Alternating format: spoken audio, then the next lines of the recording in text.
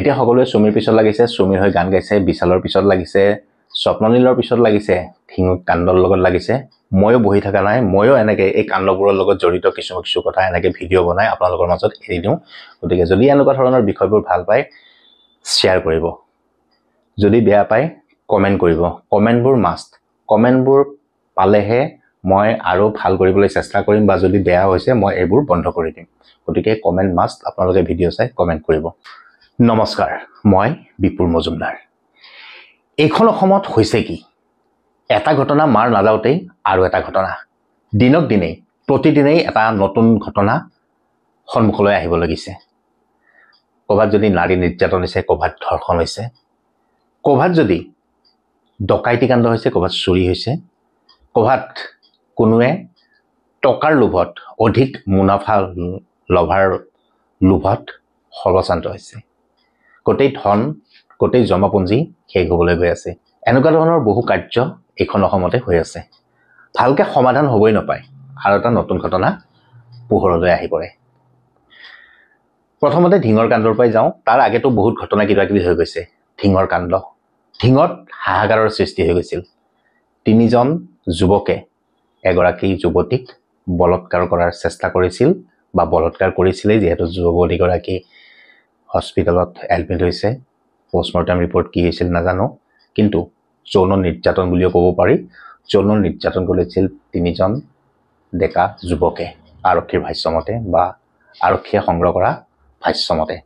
আৰু তাৰে এজনক কৰায়ত্ব কৰিলে, আৰু কৰায়ত্ব কৰাৰ লগে লগে আৰক্ষীৰ জিম্মাতে তেওঁ পলাবলৈ চেষ্টা কৰোঁতে পুখুৰীত পৰি মৃত্যু হৈ গ'ল। বাকী 2জন পলাই আছিল, আৰু তেওঁলোককো যোৱাকালি ধৰিলে। কিন্তু তাৰ মাজত ব্যৱধান 10-12 দিন হৈ গ'ল। 10-12 দিন তেওঁলোকক ধৰিব পৰা নাছিল। পিছত তেওঁলোকে আত্মসমৰ্পণ কৰা বুলি খবৰ আহিছে। কিন্তু যেতিয়া ঘটনাটো হৈছিল, ধিঙত হাহাকাৰৰ সৃষ্টি হৈছিল, প্ৰতিবাদ, চাৰিওদিশে প্ৰতিবাদ হৈছিল। ধিঙৰ কাণ্ড গুৱাহাটীতো হৈছিল প্ৰতিবাদ, বাকী অন্য ঠাইতো প্ৰতিবাদ হৈছিলে। প্ৰতিবাদত আকাশ পাতাল কঁপাই তুলিছিলে। ন্যায় লাগে, সকলোকে ন্যায় লাগে, আৰু ন্যায় ভগৱানে দিলে। ভগৱানে দিলে মানে যিজন যুৱকক আৰক্ষীয়ে কৰায়ত্ব কৰিছিল, তেওঁ কিবা এটা দুৰ্ঘটনাজনিত কাৰণত তেওঁৰ মৃত্যু হ'ল। এইটো ভগৱানে শাস্তি দিয়া বুলি ক'ম। তেতিয়া সকলো চুপচাপ, সকলো মনে মনে থাকিল। সকলোৱে ভাবিলে সমাধান হৈ গ'ল। কিন্তু এই বাকী 2জন যে ধৰা পৰা নাছিলে, সেইখিনিও হয়তো সকলোৱে পাহৰি গৈছিল যেতিয়া এই ল'ৰাজনৰ মৃত্যু হ'ল। এজন ল'ৰাৰ মৃত্যু হোৱাৰ লগে লগে বাকী ঘটনাটো পাহৰি গ'ল। তাৰ মাজতে আৰু এটা বহু কাণ্ড হৈ গ'ল, বিশাল, সুমি, স্বপ্ননীল কাণ্ড। স্বপ্ননীলে আচলতে তেওঁ ধন ঘটিছে। তেওঁ কিবা অনলাইনৰ জৰিয়তে, ষ্টক মাৰ্কেটৰ জৰিয়তে তেওঁ কিবা কিবি ধন ঘটিছে। যিখিনি তেওঁৰ জ্ঞান আছে, সেই জ্ঞানখিনি বেলেগক বুজোৱাৰ বাবে বা বেলেগক শিকোৱাৰ বাবে তেওঁ কোনো ইনষ্টিটিউট খুলিছিলে, আৰু সেই ইনষ্টিটিউটত তেওঁ সেই সকলো শিকাইছিলে।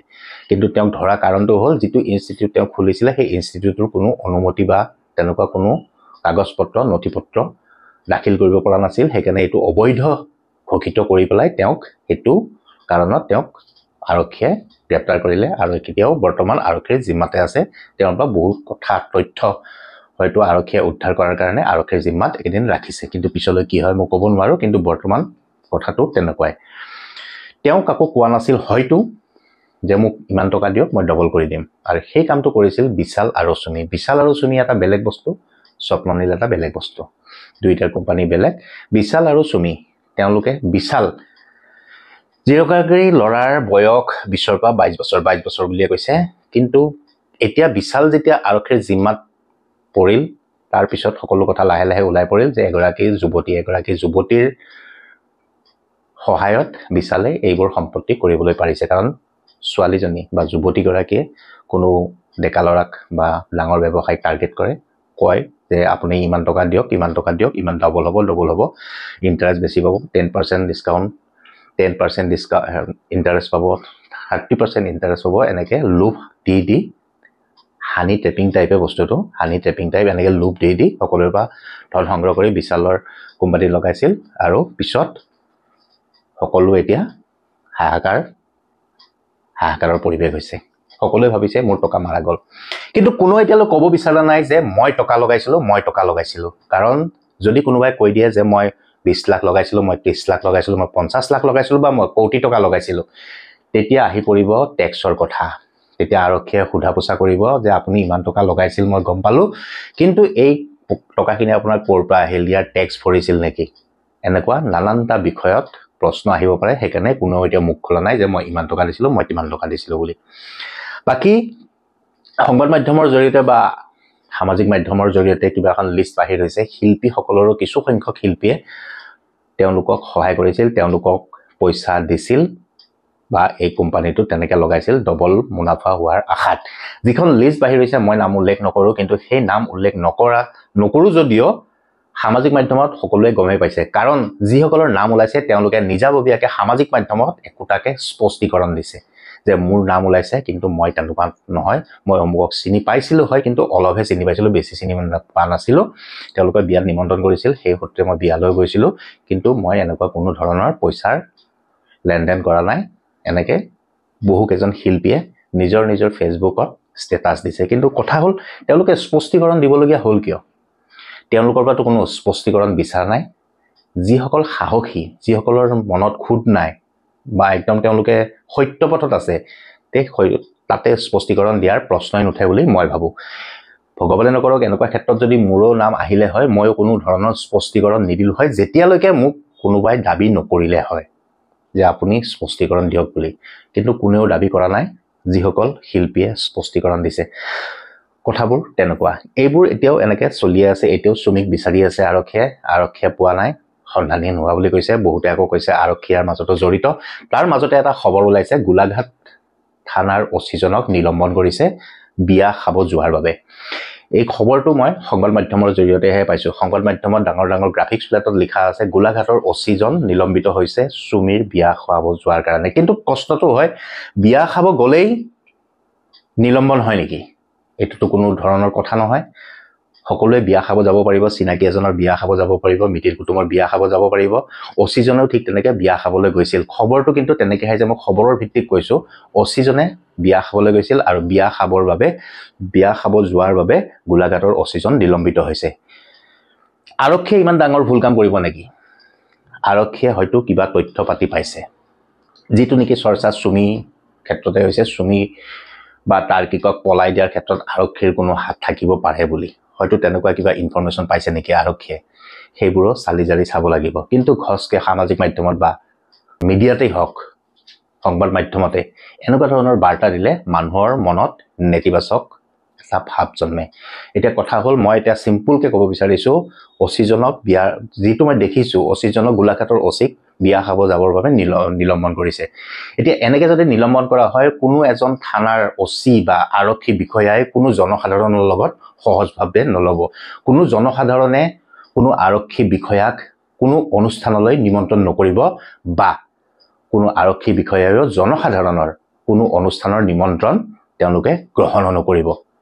এনেকুৱা হ'লে মেছেজবোৰ বেয়া হয়। এখন সমাজ এখনত এনেকুৱা ধৰণৰ মেছেজে নেতিবাচক প্ৰভাৱ বিস্তাৰ কৰে।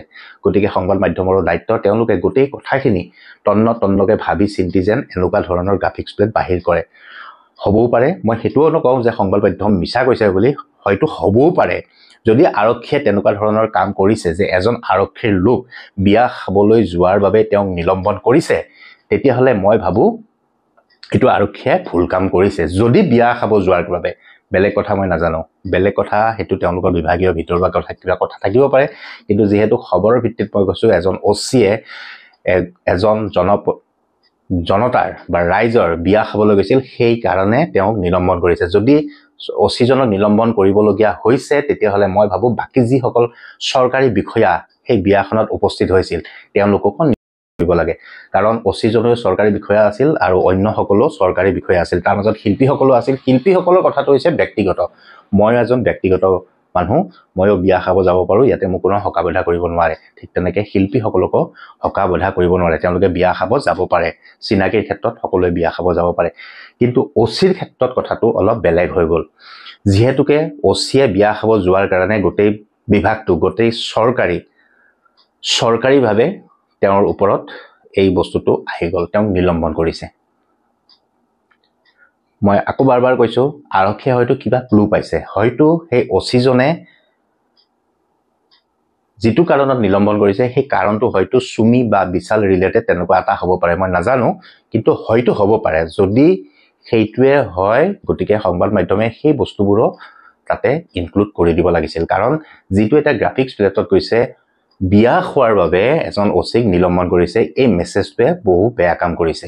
কাৰণ আৰক্ষী আৰু জনসাধাৰণৰ মাজত আগতে বহুত ডাঙৰ গেপ আছিল, এতিয়া লাহে লাহে গেপটো কমি গৈছে। আৰক্ষীয়ে জনসাধাৰণৰ লগত ভালকে কথা বতৰা পতা হৈছিল, জনসাধাৰণৰ আৰক্ষীক ভয় নকৰাকে ধুনীয়াকে সকলো কথা ক'ব পৰা হৈছিল। কিন্তু যেতিয়া এনেকুৱা ধৰণৰ মেছেজ আহি যাব তেতিয়া আকৌ এটা ডাঙৰ ফাট মেলি যাব। গতিকে আৰক্ষী প্ৰশাসনেও এইবোৰ কথা অলপ চালি জাৰি চাব লাগে। এনেকুৱা ধৰণৰ মেছেজ অহাৰ লগে লগে তেওঁলোকৰ নিজাববীয়াকে তদন্ত কৰিব লাগে যে এনেকুৱা ধৰণৰ মিছা, মই মিছা বুলি নকওঁ বাৰু, সঁচাও হ'ব পাৰে যিহেতু মই নিজে নাজানো, এনেকুৱা ধৰণৰ মেছেজ আহিলে যদি কথাটো সঁচা হয় সঁচা বুলি ক'ব লাগে, যদি মিছা হয় মিছা বুলি ক'ব লাগে।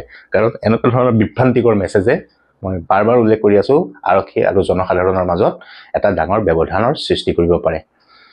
কথা এইখিনিয়ে, আজিৰ বিষয়বোৰ এনেকুৱাই। তাৰ লগে লগে আৰু এটা দ্বিতীয় কথা আহিম, যিহেতুকে ঘটনা ডেইলি অসমত দিনক দিনে ঘটনা বাঢ়িয়ে গৈ থাকে। এটা নতুন ঘটনা আহিছে, যোৱাকালিৰ ঘটনা, সদৌ অসম ছাত্ৰ সন্থাৰ সাধাৰণ সম্পাদকৰ ওপৰত এলিগেশ্যন লাগিছে এগৰাকী যুৱতীয়ে। এইটো এটা প্ৰেমজনিত কাৰণ, অকল প্ৰেমজনিত কাৰণ হলে মই এই কথাটো উল্লেখ নকৰিলো হয়, কিন্তু এতিয়া প্ৰেমজনিত কাৰণটো গৈ আৰক্ষী থানা পাইছেগৈ, সংবাদ মাধ্যমৰ ওচৰ চাপি গৈছে। গতিকে এই বিষয়টো আনিবই লাগিব। কাৰণ ছোৱালীজনী অভিযোগ কৰিছে তেওঁ বোলে 4 বছৰৰ পৰা আছুৰ সদৌ অসম ছাত্ৰ সন্থাৰ সাধাৰণ সম্পাদকৰ প্ৰেয়সী হৈ আছিল, আৰু অভিযোগ কৰা মতে সাধাৰণ সম্পাদকে বৰ্তমান বেলেগ এগৰাকী ছোৱালীৰ লগত ৰিলেশ্যনশ্বিপ বনাইছে, আৰু সেইকাৰণে এই অতৰাই, যিগৰাকী প্ৰথমৰ পৰা আছিলে তেওঁক অতৰাই পঠোৱাৰ চেষ্টা কৰিছে, লগতে ভয় ভাবুকিও দিছে। আৰু সকলোকে ডাঙৰ কথাটো হ'ল পিষ্টলৰ কথা উল্লেখ কৰা হৈছে। ছোৱালীজনীৰ মুখেদি শুনিছো, সংবাদ মাধ্যমৰ জৰিয়তে মুখেদি শুনিছো, ভয় ভাবুকি দিছে, পিষ্টলো আছে। পিষ্টল এনেকে আছুৰ এজন সাধাৰণ সম্পাদকৰ হাতত পিষ্টল কিয় থাকিব পাৰে, এইটো এটা ডাঙৰ কথা। আৰু যদিওবা প্ৰেমত আমি সোমাব নালাগে, কিন্তু যিহেতু এলিগেশ্যন এটা আহিছে, ছোৱালীজনীক তেওঁ এতিয়া এভইড কৰা হৈছে। কিন্তু কি কাৰণত আছে, এইটো হয়তো ৰাজনৈতিক কিবা কাৰণ হ'ব পাৰে নেকি, যিহেতু এইটো সাধাৰণ সম্পাদকজনো এজন জ্যেষ্ঠ ছাত্ৰ আৰু এই ছাত্ৰীজনীও এজন জ্যেষ্ঠ ছাত্ৰী। তেওঁলোকে এতিয়া সমাজৰ গোটেই কথাবোৰ জনা হৈছে, এখন সমাজ কেনেকৈ চলাই নিব পাৰে, গোটেই গধুৰ দায়িত্ববোৰ তেওঁলোকে এতিয়া বুজি উঠা হৈছে। ইয়াতে ৰাজনৈতিক কিবা চক্ৰান্তও থাকিব পাৰে নেকি, বা নতুবা এই যিগৰাকী যুৱতীয়ে অভিযোগ কৰিছে সেই যুৱতীগৰাকী কোনোবা ৰাজনৈতিক দল সংগঠনে কিবা চলাইছে নেকি, এই বস্তুবোৰ অলপ চাব লাগিব। পটকে যোনে যি টি কথা কৈ দিব নালাগে। সৰু সৰু কথা পিছত বহুত ডাঙৰ হৈ যায়। যেতিয়া কোনো এটা বস্তুত ৰাজনৈতিক প্ৰেছাৰ পৰি যাব, তেতিয়া এই যিবোৰ ঘটনা এইবোৰ ভয়ংকৰ হৈ যায়। গতিকে মই ভাবো এনেকুৱা ধৰণৰ এই সৰু কথাটো ইমান ডাঙৰ কেনেকৈ হৈ গ'ল, হয়তো ইয়াতে ৰাজনৈতিক কিবা প্ৰেছাৰ থাকিব পাৰে, হয়তো ষড়যন্ত্ৰ হ'ব পাৰে, হয়তো আছুৰ সাধাৰণ সম্পাদকজনে এতিয়া যি বলিষ্ঠ কণ্ঠৰে অসমৰ কথা ক'ব আহিছে, অসমৰ কথা কয়, অসমৰ উন্নতিৰ হকে যি কথা ক'ব আহিছে, হয়তো কিছুমান ৰাজনৈতিক নেতাই বা ৰাজনৈতিক দলে ভাল নাপাব পাৰে, আৰু তাৰ বাবে এই যুৱতীগৰাকীক তেওঁলোকে ব্যৱহাৰ কৰিব পাৰে, হয়তো নহ'বও পাৰে। হয়তো সঁচাসঁচিকে আছুৰ বা সদৌ অসম ছাত্ৰ সন্থাৰ সাধাৰণ সম্পাদক এই যুৱতীগৰাকীক হয়তো তেনেকুৱা ট্ৰেইনিং দিবও পাৰে, সেইটোও হ'ব পাৰে, একো ডাঙৰ কথা নহয়। কিন্তু তাৰ মাজত আৰু এগৰাকী তৃতীয় ব্যক্তি সোমাইছে, কণ্ঠশিল্পী। এই গোটেই যিহেতু আগতে চুমি আৰু বিশালৰ ক্ষেত্ৰতো এই কণ্ঠশিল্পীসকল জড়িত হৈ আছিল, আৰু এইটো যিটো নতুন ঘটনা আহিছে ইয়াতো কিন্তু এগৰাকী কণ্ঠশিল্পী জড়িত হোৱা বুলি অভিযোগ উঠিছে। এগৰাকী কণ্ঠশিল্পী যেতিয়া দুজন প্ৰেমিক প্ৰেমিকাৰ মাজত সোমাই গ'ল, তাৰ মাজত এনেকুৱা এটা ডাঙৰ বৃহৎ ফাট মেলিছে। গতিকে এই শিল্পীসকল, কণ্ঠশিল্পীসকলে বা কিবা যিকোনো শিল্পী, সকলোকে মই কোৱা নাই, সকলোৱে নহয় তেনেকুৱা, তাৰ মাজত 2-এজন আছে বহুত মানে গোটেই ঘটনাবোৰ বিপথে পৰিচালিত কৰে। গতিকে কণ্ঠশিল্পী বা শিল্পীয়ে হওক, আমি শিল্পীসকলক বিশ্বাস কৰোঁ, শিল্পীসকলে চকু মুদি যি কথা কয় আমি সকলোকে বিশ্বাস কৰোঁ। গতিকে শিল্পীসকলো অকল হ'ল তেওঁলোকৰ কথা মতে এখন সমাজ চলে। নিস্বাৰ্থভাৱে জনসাধাৰণে শিল্পীসকলক ভাল পায়, গতিকে জনসাধাৰণৰ মনৰ ভাৱবোৰো শিল্পীসকলে বুজিব লাগে। যদি এই প্ৰেমিক প্ৰেমিকাহাল যদি ভালকৈ আছিল, তাৰ মাজত এই শিল্পীগৰাকী যদি অভিযোগটো সত্য হয়, এই শিল্পীগৰাকী সোমোৱাটো একেবাৰে বেয়া কথা আছিল। তাৰ লগে লগে আৰু এটা চাব লাগিব, ছোৱালীজনীহে এলিগেশ্যন কৰিছে। ছোৱালীজনীয়ে সদৌ অসম ছাত্ৰ সন্থাৰ সাধাৰণ সম্পাদকজনৰ ওপৰত অভিযোগ উঠিছে, কিন্তু ছোৱালীজনী কিমান সত্য সেইটোও চাব লাগিব।